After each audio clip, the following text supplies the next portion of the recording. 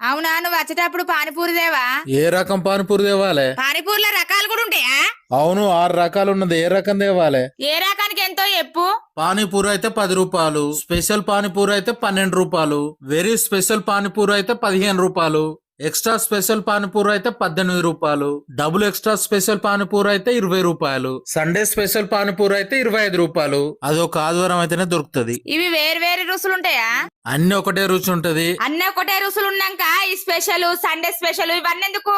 Panipuri rate అయితే 10 రూపాయలు. Special panipuri అంటే మంచి గడిగిన చెంచిస్తాడు.